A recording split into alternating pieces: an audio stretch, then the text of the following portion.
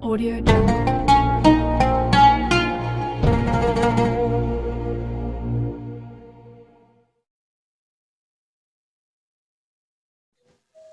Assalamualaikum warahmatullahi wabarakatuh. Waalaikumsalam warahmatullahi wabarakatuh. Innal hamdalillah nahmaduhu wa nasta'inuhu wa nastaghfiruh wa na'udzu billahi min shururi anfusina wa sayyiati a'malina. May yahdihillahu fala mudilla lahu wa may yudlil fala hadiyalah. Asyhadu an la ilaha illallah wahdahu la syarika lah wa asyhadu anna Muhammadan abduhu wa rasuluh la nabiyya wa la rasula ba'dah. Qala Allah Ta'ala fi kitabihil karim, ya ayyuhalladzina amanu taqullaha haqqa tuqatih wa la tamutunna illa wa antum muslimun. Amma ba'd. Jamaah kaum muslimin, jamaah majelis kajian Masjid Babus Salam yang dimuliakan Allah Subhanahu wa taala. Marilah kita bersyukur kepada Allah Subhanahu wa taala atas segala karunia dan limpahan nikmat yang Allah Subhanahu wa taala berikan kepada kita semuanya. Di antara nikmat-nikmat tersebut yang patut dan harus kita syukuri bersama adalah Allah Subhanahu wa taala memilih kita sebagai hamba-hambanya yang beriman, yang mempercayai akan adanya Allah Subhanahu wa taala, dan itu bisa kita lihat dari berbagai macam ciptaan yang Allah Subhanahu wa taala ciptakan. Nikmat yang lain yang harus kita syukuri adalah nikmat kesempatan yang sangat berharga di mana Allah Subhanahu wa taala tentunya menghidupkan kita semuanya bukan tanpa suatu alasan. Sebagaimana yang Allah Subhanahu wa taala kabarkan kepada kita semuanya di dalam surat Az-Zariyat ayat 56 yang berbunyi, wa ma khalaqtul jinna wal insa illa liya'budun. Kata Allah Subhanahu wa taala di dalam ayat ini, dan tidaklah aku ciptakan jin dan manusia melainkan agar mereka beribadah kepadaku, kata Allah Subhanahu wa taala. Maka nikmat kehidupan ini yang Allah anugerahkan, berikan kepada kita, harus kita syukuri bersama dengan cara menaati perintah-perintah Allah dan menjauhi segala larangan-larangan Allah. Di antara nikmat lain yang Allah Subhanahu wa taala berikan kepada kita semuanya adalah nikmat kesehatan. Di mana orang Arab mengatakan as-sihhah tajun. Kesehatan itu ibarat sebuah mahkota. La yaraha illa al-marada. Tajun fawqa ru'usil asihha la yaraha illal marda. Yang mana mahkota ini diberikan kepada hamba-hamba Allah yang sehat badannya, yang bugar badannya, yang mana tentunya mahkota ini tidak akan bisa dilihat oleh orang lain. Kita sesama orang yang sehat di sini tentunya kita tidak bisa melihat mahkota yang ada di atas kepala kita. Akan tetapi nikmat kesehatan ini tentunya nikmat yang diinginkan oleh al-marada, oleh orang-orang yang ditimpa oleh Allah Subhanahu wa taala berupa penyakit, sehingga mereka tidak bisa kemana-mana, terbatas mau melakukan apapun. Alhamdulillah Allah Subhanahu wa taala berikan kepada kita semuanya nikmat kesehatan itu. Kemudian salawat serta salam semoga tercurahkan kepada Nabi besar kita Muhammad sallallahu alaihi wa alihi wasallam, kepada keluarganya, para sahabatnya, dan orang-orang yang senantiasa mengikuti jejak beliau, mengikuti tuntunan beliau hingga yaumil qiyamah. Amin amin ya rabbal alamin. Jamaah kaum muslimin, jamaah majlis kajian Masjid Babus Salam yang dirahmati Allah Subhanahu wa taala, ada salah satu nasihat yang diberikan kepada salah seorang laki-laki yang datang kepada Al-Imam Al-Fudail ibn Iyad, salah seorang tabi'in rahimahullahu ta'ala. Ketika Al-Imam Fudail bin Iyad pertama kali menanyakan kepada orang yang ingin menanyakan sesuatu atau ingin meminta nasihat darinya, Al-Imam Al-Fudail ibn Iyad mengatakan kepadanya, "Wahai laki-laki, wahai saudaraku, kam ata alaika? Berapa umurmu sekarang ini?" Maka laki-laki ini menjawab, "Situn." Kata dia, "Aku sekarang berumur 60. Fa anta mundu sittina sanah tasiru ila rabbik." Kemudian lanjut Al-Imam Al-Fudail ibn Iyad rahimahullahu ta'ala, "Maka selama 60 tahun ini engkau sedang dalam perjalanan. Perjalanan apa itu? Tasiru ila rabbik. Perjalanan engkau menuju Rabbmu. Engkau menuju Allah Subhanahu wa ta'ala. Yushiku an tablugha, dan hampir, karena umurmu adalah 60, hampir engkau akan sampai kepada Allah Subhanahu wa ta'ala. Engkau hampir sampai kepada tujuan yang terakhir, yaitu Allah Subhanahu wa ta'ala, yaitu kampung akhirat. Karena nanti tentunya di akhirat, dunia hanyalah cerita. Dunia hanyalah cerita.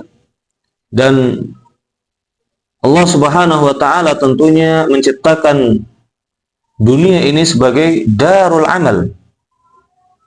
Darul amal, yaitu tempat untuk beramal, tempat untuk beramal saleh, tempat untuk beribadah. Nah, itu dunia.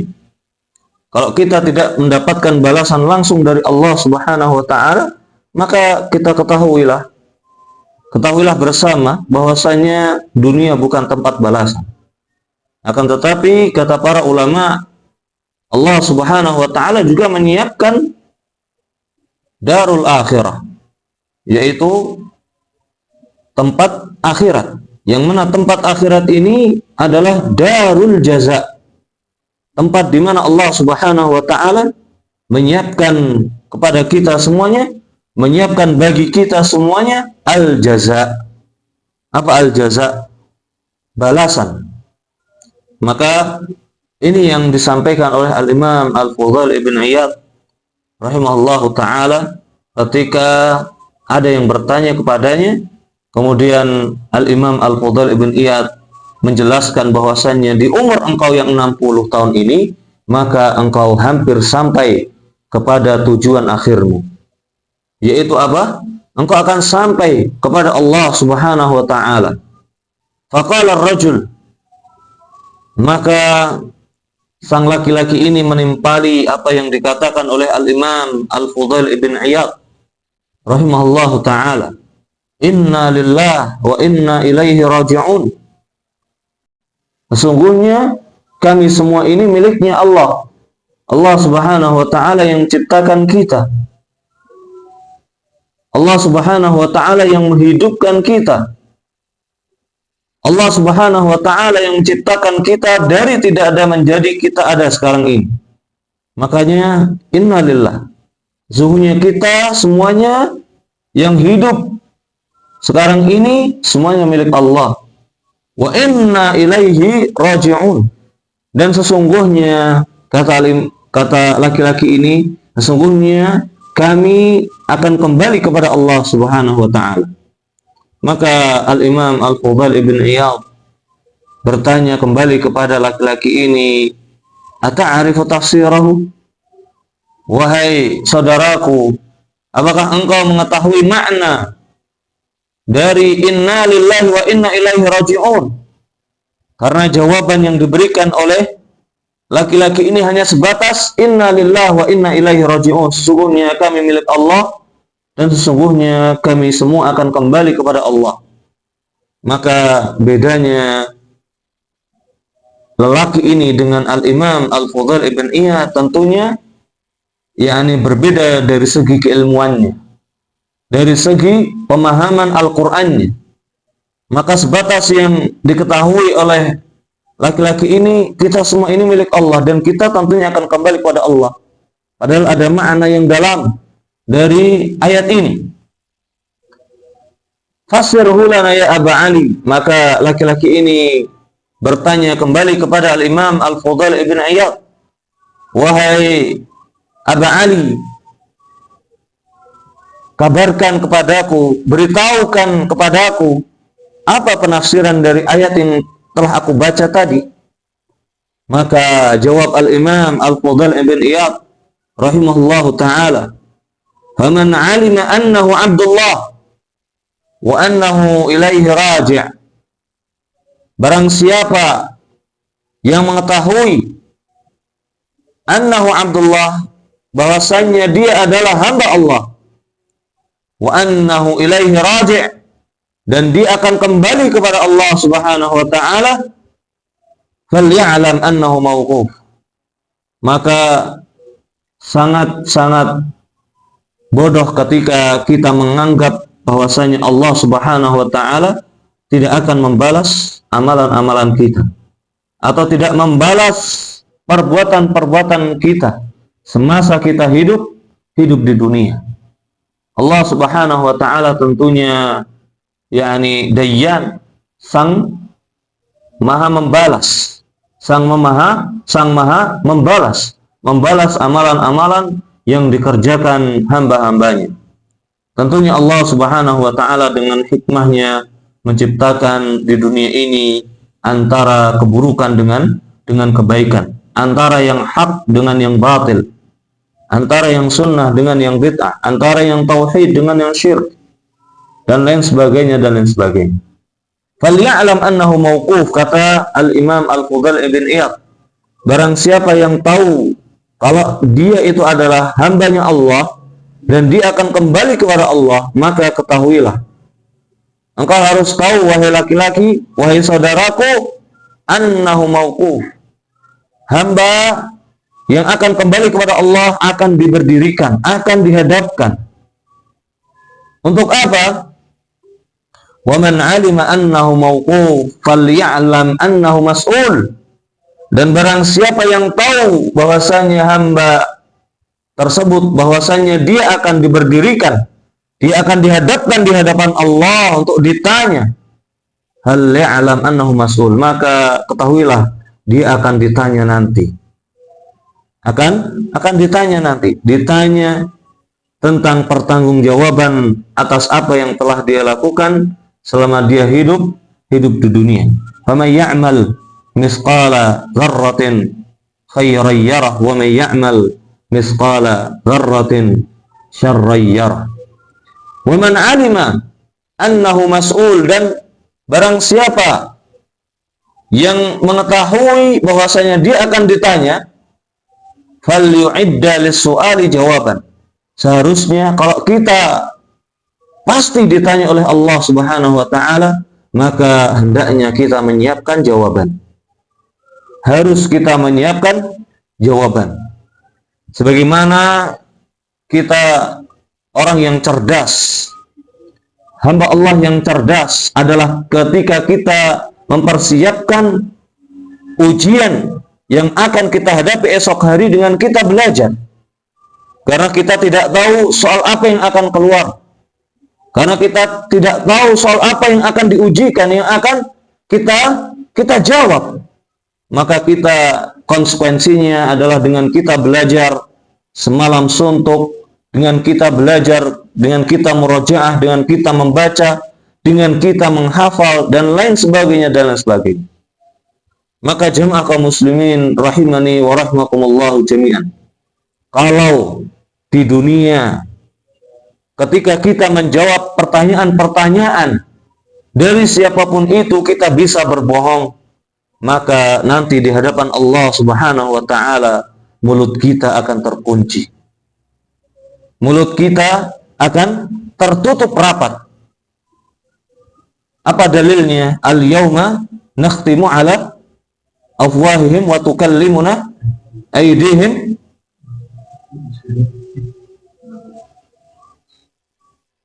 wa tashhadu arjuluhum bima kanu yaksibun. Pada hari ini kata Allah Subhanahu wa taala, kami akan kunci mulut-mulut mereka, dan yang akan bersaksi kepada kita adalah, kepada Allah adalah apa? Anggota tubuh kita atas apa yang telah kita lakukan. Tangan kita, jika tangan kita pernah menjahili orang lain, maka tangan kita akan akan mengatakan yang sebenarnya. Kaki kita, jika kita pernah melangkahkan kedua kaki kita ke dalam tempat-tempat yang haram, maka kaki kita akan mengatakan yang demikian. Mata kita, jika kita melihat hal-hal yang haram, maka mata kita akan memberikan persaksiannya. Telinga kita dan semua anggota tubuh yang lainnya. Maka jiwa ini mengatakan kepada semua anggota tubuh, wahai anggota tubuh, saya ini sudah berusaha untuk membelamu. Saya ini sudah berusaha untuk tidak ngomong. Tetapi kenapa engkau semua malah bersaksi di hadapan Allah Subhanahu wa taala? Padahal peradilan di hadapan Allah itu adalah peradilan yang berat. Peradilan yang sangat-sangat adil. Maka itulah hakikat nanti ketika kita dihadapkan oleh Allah Subhanahu wa taala. Faqala ar-rajul, maka berkata laki-laki ini lagi kepada Al-Imam Al-Fudail ibn Iyad rahimahullahu taala, famal hilah, aku sekarang umur 60 tahun. Kira-kira di sisa umurku ini aku harus apa? Apa yang harus aku lakukan? Apa solusinya? Biar Allah Subhanahu wa taala mengampuni dosa-dosaku yang telah lalu dan memberkahi umurku. Di sisa umurku yang sedikit ini, Allah Subhanahu wa taala memberkahiku. Bagaimana solusinya wahai Aba Ali? Kata siapa? Kata laki-laki ini. Maka dijawab oleh Al-Imam Al-Fudail ibn Iyad, yasirah. Apa yasirah? Gampang. Solusinya gampang. Nahya, tanya laki-laki ini, tuhsin fima baqiya yughfaru laka ma madha. Tuhsin fima baqiya yughfaru laka ma madha. Di sisa umurmu ini engkau berbuat baik. Di sisa umurmu ini engkau berbuat ihsan. Di sisa umurmu ini engkau birrul walidain. Di sisa umurmu ini engkau membantu orang lain. Di sisa umurmu ini engkau fokus untuk beribadah. Lantas kita yang masih muda ini, apakah tertipu dengan umur yang masih muda? Tentunya tidak. Kita semua tentunya tidak mengetahui kapan Allah Subhanahu wa taala akan mengangkat roh kita, akan mencabut nyawa kita. Tentunya itu merupakan hal atau perkara yang gaib yang Allah Subhanahu wa taala rahasiakan. Tentunya dengan hikmah-hikmah yang Allah Subhanahu wa taala ketahui. Maka dari itu, jamaah kaum muslimin, jamaah majelis kajian Masjid Babus Salam yang Allah Subhanahu wa taala muliakan, maka di sini kami mengajak kepada diri sendiri dan juga kepada para jamaah sekalian untuk senantiasa bertakwa dimanapun dan kapanpun. Dimanapun dan kapanpun, dan dalam kondisi apapun. Baik kita sedang dalam kondisi sulit, baik kita sedang dalam kondisi senang, baik ketika kita dalam kondisi sempit maupun lapang, baik kita dalam kondisi sendirian maupun kita dalam kondisi di terang-terangan. Jamaah kaum muslimin rahimani wa rahimakumullahu jami'an. Maka tuhsin fima baqiya yughfar laka ma madha, ini hal yang wajib untuk kita lakukan di sisa umur kita yang kita tidak tahu sampai kapan. Apalagi orang yang sudah berumur 60 tahun atau yakni sebagaimana yang Rasulullah sallallahu alaihi wasallam kabarkan, inna a'mara ummati baina sittina wa sab'in atau kama qala sallallahu alaihi wasallam. Sesungguhnya umurnya umatku ini antara 60 sampai 70 tahun saja. Kemudian wa qalilun man tajawaza dzalik. Dan Rasulullah SAW menggambarkan wa qalilun man tajawaza dzalika atau kama qala sallallahu. Dan sangat sedikit orang yang lebih dari 70 tahun. Dan sangat sedikit yang lebih dari 70 tahun. Maka jawab Al-Imam Al-Fudail Ibn Iyad ketika ditanya ya bahwasanya umur dari laki-laki ini adalah 60 tahun, maka Al-Imam Fudail Ibn Iyad rahimahullahu taala mengatakan, engkau sebentar lagi akan menemui Tuhanmu. Engkau sebentar lagi akan menemui Allah Subhanahu wa taala. Ya. Ini yang pertama. Kemudian yang kedua, fa innaka in asa'ta fi ma baqiya ukhidat bima madha wa ma baqiya. Di sisa umurmu yang sedikit ini, jika engkau malah berbuat keburukan, jika engkau malah berbuat maksiat, ya, maka yang sedikit ini akan menjadi bumerang bagimu. Yang sedikit ini akan menjadi bumerang bagimu. Bahwasanya yang engkau lakukan dahulu kala dari engkau yakni umur baligh sampai engkau sekarang ini, perbuatan dosa yang engkau lakukan, perbuatan maksiat yang engkau lakukan akan dihisab oleh Allah Subhanahu wa taala. Maka jemaah kaum muslimin rahimani wa rahimakumullah, tentunya kita mengharapkan penghisapan yang mudah.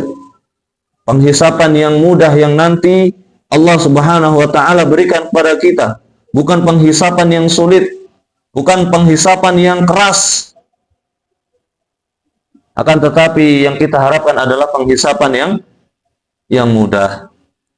Jemaah kaum muslimin rahimani wa rahimakumullah jami'an. Ini sedikit muqaddimah yang dapat kami sampaikan. Kemudian kita lanjutkan membahas satu hadis. Kita akan membahas satu hadis terlebih dahulu. Hadis yang ada di salah satu kitab yang sangat fenomenal yang dikarang oleh Al-Imam An-Nawawi rahimahullahu ta'ala atau Al-Imam Ibn Rajab Al-Hambali rahimahullahu ta'ala.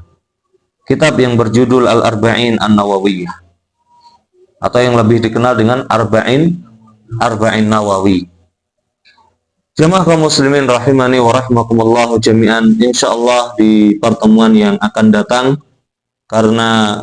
dikarenakan belum adanya kitab yang kita miliki yaitu Riyadhus Shalihin, maka kita akan membahas satu hadis ini terlebih dahulu, yang nantinya semoga hadis ini bisa menjadi pemicu semangat kita agar kita senantiasa beramal saleh dimanapun dan kapanpun kita berada. Hadis yang akan kita baca adalah hadis nomor ke-18. Hadis yang ke-18 dari kitab Arba'in Nawawi. Ada yang sudah hafal yakni hadis-hadis Arba'in Nawawi? Dari hadis yang pertama adalah innamal a'malu binniyat. Hadis yang kedua hadis tentang Jibril, di mana Jibril datang kepada Nabi Muhammad SAW dengan bentuk dengan bentuk manusia, ya, kemudian mengajari Nabi Muhammad SAW apa itu Islam, apa itu iman, apa itu ihsan, dan tanda-tanda hari kiamat dan lain sebagainya. Kemudian di hadis yang ketiga, bunyal Islamu ala khamsin. Ya, Islam itu dibangun di atas 5 pondasi. Ya. Kemudian seterusnya dan seterusnya sampai di hadis yang ke-18. Ya, sampai di hadis yang ke-18. Ini hadis tentunya hadis yang masyhur. Tentunya hadis yang sering kita dengar. Akan tetapi mari kita bersama-sama membaca hadis ini, kemudian kita membaca penjelasan dari hadis ini. Hadis ini an Abi Dzar. An Abi Dzar radhiyallahu anhu. Atau Abi Dzar ini nama lainnya adalah Jundub. Jundub bapaknya Junadah. Jundub ibn Junadah. Ya.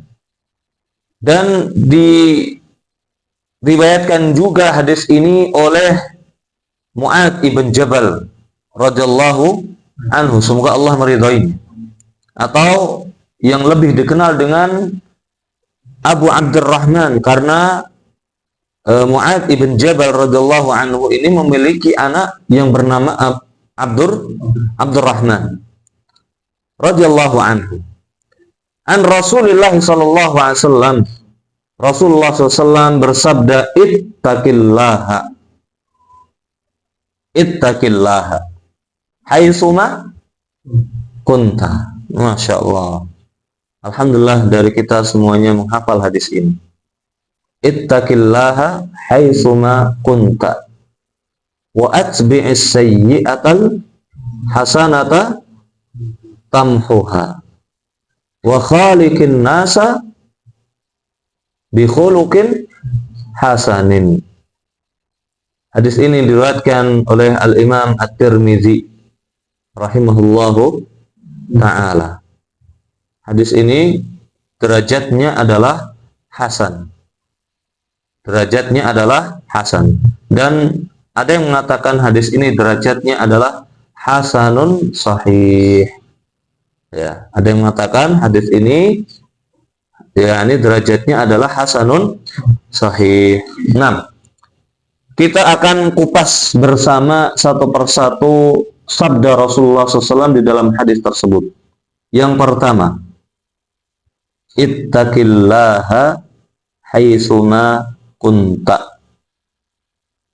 Ini wasiat yang pertama yang Rasulullah SAW berikan kepada kita sebagai umatnya, di mana Allah Subhanahu wa ta'ala tentunya memerintahkan hamba-hambanya untuk bertakwa, untuk menjadi hamba-hamba Allah yang muttaqin. Bahkan wasilah atau perantara-perantara yang Allah Subhanahu wa ta'ala firmankan, kabarkan di dalam Al-Quranul Karim, itu banyak sekali. Di antaranya adalah dengan ibadah puasa, yang mana ayat tersebut sering kita baca dan kita hafal bersama. Ya ayyuhalladzina amanu kutiba alaikumus siyamu kama kutiba alal ladzina min qablikum la'allakum tattaqun. Agar kalian menjadi hamba-hamba Allah yang bertakwa. Maka dari itu jamaah kaum muslimin, majelis kajian Babus Salam yang Allah muliakan, tentunya perintah yang wajib untuk dilakukan oleh seorang hamba adalah menjadi hamba Allah yang bertakwa. Kemudian di ayat yang lain yang tadi kita baca ayatnya adalah ya ayyuhalladzina amanu taqullah. Wahai orang-orang yang beriman, Allah Subhanahu wa ta'ala memanggil orang-orang yang beriman agar mereka ittaqullah, agar mereka bertakwa kepada Allah Subhanahu wa ta'ala. Wala tamutunna illa wa antum muslimun. Bertakwalah kalian kepada Allah dengan sebenar-benar takwa. Wala tamutunna, dan janganlah kalian sekali-kali mati illa, kecuali wa antum muslimun, kecuali kalian dalam keadaan beriman, atau kecuali kalian dalam keadaan muslim. Jadi jamaah kaum muslimin rahimani wa rahmakumullah,